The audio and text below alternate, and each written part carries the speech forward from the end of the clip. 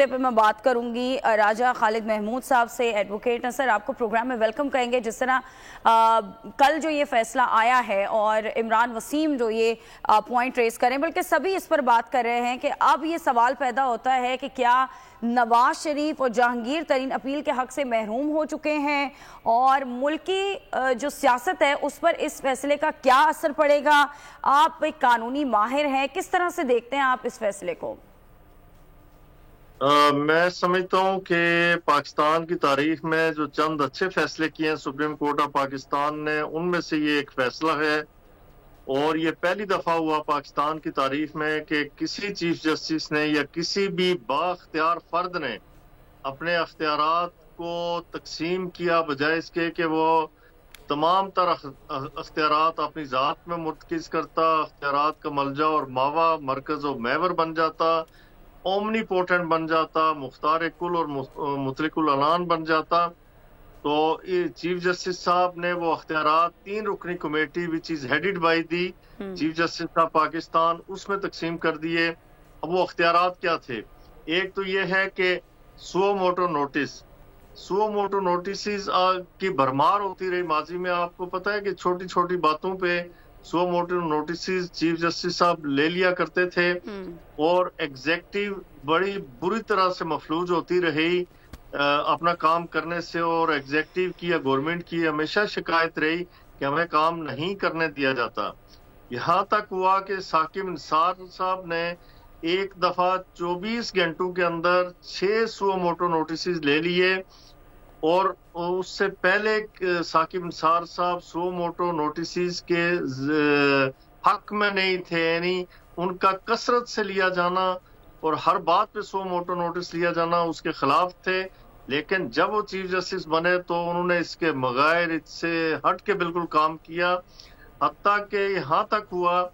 کہ انہوں نے اپنے بھائی کا ہاسپٹل بچانے کے لیے، آپ وہ داستان سن چکے ہیں، ان ڈاکٹر صاحب کی زبانی جو امریکہ سے تشریف لائے تھے، پاکستانی تھے، پاکستان کی خدمت کرنا چاہتے تھے، اور لاہور میں جو یورالوجی اور لیور ٹرانسپلانٹ سینٹر بنایا جا رہا تھا اس کو ہیڈ کرنا تھا، انہوں نے خدمت کے لیے ایک چھوٹی تنخواہ قبول کی، لیکن اس پہ 100 موٹو نوٹس لے کے اپنے بھائی کا ہاسپٹل تو بچا لیا، لیکن پاکستان کو انتہائی نقصان پہنچایا۔ مطلب کہنے کا یہ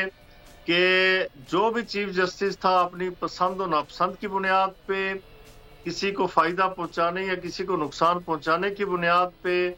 اور کسی منظور نظر کو، اب آپ کو ماضی قریب میں بھی اندازہ ہے کہ چیف جسٹس صاحب جو گئے ہیں انہوں نے کن کن باتوں پر 100 موٹو نوٹس لیا۔ تو بارز کا بھی مطالبہ تھا، بار ایسوسیشنز، بار کونسلز کا مطالبہ تھا، ججز کا یہ مطالبہ تھا، ایک عرصے سے ڈیمانڈ تھی کہ اس 100 موٹو نوٹس کا جو بے دریغ استعمال ہے، بے لگام استعمال ہے اور بے تحاشا استعمال ہے، اسے روکا جائے۔ تو قاضی فائز عیسیٰ صاحب کی اپنی ڈیمانڈ بھی تھی، لیکن اس کے ساتھ ساتھ ان کے باقی کچھ ججز کی بھی یہ ڈیمانڈ رہی کہ 100 موٹو نوٹس کا اختیار کو محدود کیا جائے۔ تو جو پارلیمنٹ آف پاکستان ہے اس نے اس پہ کام شروع کیا، لیکن یاد رکھیے کہ یہ بھی دنیا کی تاریخ میں بڑا عجیب سا واقعہ ہے کہ پارلیمنٹ وہ کام کر رہی ہے، وہ ابھی قانون نہیں بنا، that is still in progress, تو اسے سپریم کورٹ نے قانون سازی سے روک دیا۔ سازی کر سکتی ہے، وہ تو پہلے سے ہے، کانسٹیٹیوشن کہتا ہے، کانسٹیٹیوشن کا 142 آرٹیکل بڑی وضاحت کے ساتھ یہ کہتا ہے 3 ادارے ہیں، آپ بھی جانتی ہیں، عوام بھی جانتے ہیں کہ کسی بھی اسٹیٹ کے ایک وہ لیجسلیچر ہوتا ہے، قانون ساز ادارہ، دوسرا ایگزیکٹو ہے اور تیسرا جوڈیشری ہے۔ all are independent to each other، وہ ایک دوسرے کے معاملات میں مداخلت نہیں کرتے۔ قانون ساز ادارے کا کام ہے کہ اپنے ڈومین میں رہتے ہوئے with in the frame work of the constitution انہیں قانون سازی کرنا ہوتی ہے، لیکن اسے روکا گیا۔ اور آپ کی بات کہ کل یہ ثابت ہو گیا کہ پارلیمنٹ سپریم ہے، وہ ہر طرح کی قانون سازی کر سکتی ہے، سوائے اس کے کہ کوئی قانون جو کانسٹیٹیوشن کے فاؤنڈیشنز ہیں، فنڈامنٹلز ہیں، اس کی بنیادوں کو نہ چھیڑے، باقی وہ ہر طرح کی قانون سازی کر سکتی ہے. اور سپریم کورٹ بھی اس کی پارلیمنٹ کی ہی کریشن ہے، پارلیمنٹ نے ہی اس کو اختیار دیا. ان کے ججز کے انتخاب کا طریقہ کار بھی پارلیمنٹ نے، ان کے ریٹائرمنٹ، ساری چیزوں کا جو ریگولیٹ کیا جانا ہے وہ ظاہر ہے اسے پارلیمنٹ نے ہی امپاور کیا ہر حوالے سے. اب سوال یہ پیدا ہوتا ہے کہ آپ کا دوسری سوال یہ تھا کہ ایک تو میاں نواز شریف صاحب بالکل اور ایک جہانگیر ترین صاحب دیکھیں ان کی جو لائف ٹائم ڈسکوالیفکیشن ہے یہ بھی میں سمجھتا ہوں کہ ایک انتہائی انہونا کام ہوا.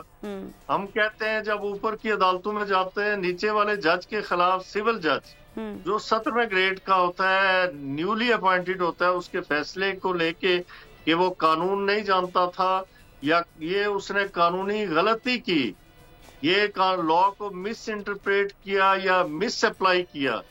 اس کی مس اپلیکیشن کو لے کے اوپر جاتے ہیں، مس اپریسیشن کو ہم ڈسکس کرتے ہیں، کوشچن کرتے ہیں.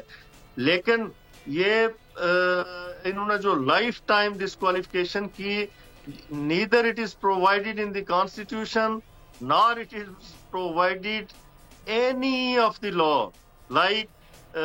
election act 2007 یہ کہیں بھی پرووائڈڈ نہیں تھی. انہوں نے پتہ نہیں کہاں سے لائف ٹائم ڈسکوالیفکیشن نکالی اور ان دونوں لوگوں کو ڈسکوالیفائی کیا، اور پھر ان کے پاس اپیل کا حق بھی نہیں تھا کیونکہ 184(3) میں ڈائریکٹ سپریم کورٹ نے کاگنیزنس لے کے تو ایسا فیصلہ کیا. لیکن جو مسلم لیگ نون کے لوگ ہیں، جو ان کے وکلا ہیں،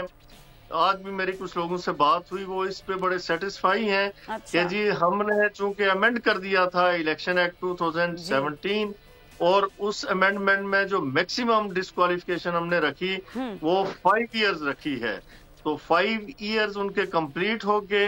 ہی اسی طرح جہانگیر ترین صاحب بھی آپ نے 5 سال مکمل کرنے کے بعد. ٹھیک ہے، یعنی آپ جس طرح بتا رہے ہیں کہ آپ کی بات ہوئی ہے ان کی لیگل ٹیم سے تو وہ مطمئن دکھائی دیتے ہیں کہ ان کی ڈسکوالیفکیشن جو تھی وہ 5 سال سے زیادہ ہو تھی، قانون بنا دیا گیا تو لہٰذا وہ ان کی ڈسکوالیفکیشن اب ختم ہو چکی ہے. اب پھر اس کی کورٹ ذرا کورٹس میں چیلنج کیا جائے گا، کورٹ پھر اس کو انٹرپریٹ کریں گی، اس کی وضاحت کریں گی. ٹھیک ہے سر، اب بہت شکریہ سر آپ کے وقت کا. سبسکرائب کریں اور بیل دبائیں تاکہ کوئی خبر رہ نہ جائے.